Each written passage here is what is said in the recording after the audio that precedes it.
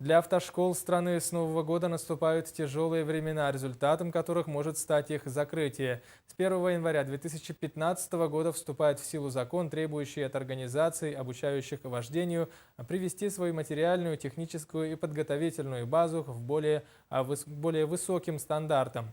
Из Мирного передает об этой теме наш коллега Роман Муконин. Количество машин в Мирном увеличивается в геометрической прогрессии. Следовательно, наплыв в автошколы будущих автолюбителей меньше не становится.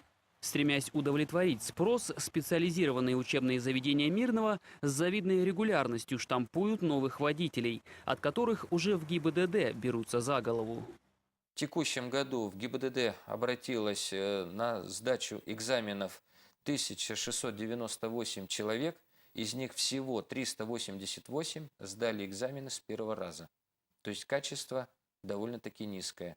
Поэтому неудивительно, что правительством страны был принят новый закон, серьезно меняющий правила обучения вождению.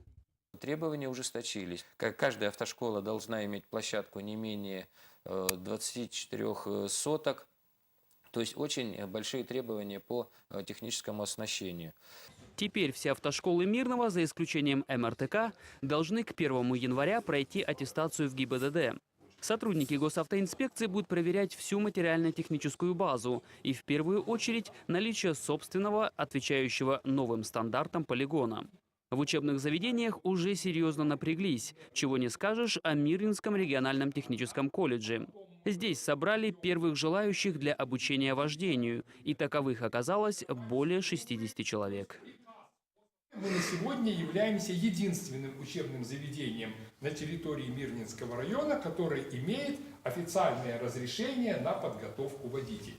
Никакие другие учебные заведения, вы можете видеть, что еще ездят по городу вот эти вот машины с надписью «О», но они доучивают, докатывают тех, кого набрали раньше. И в течение определенного времени, по моим прогнозам, я думаю, что это никак не раньше 3-4 месяцев, никто, кроме нас, этого вообще делать не сможет.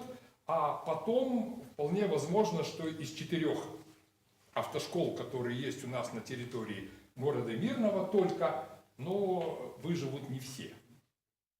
Благодаря большому количеству людей, пришедших на собрание, в МРТК уже сформировали 2 группы по 30 человек. Сегодня в колледже имеется 2 легковых машины и 1 специально оборудованный КАМАЗ и «Газель» для категории «С».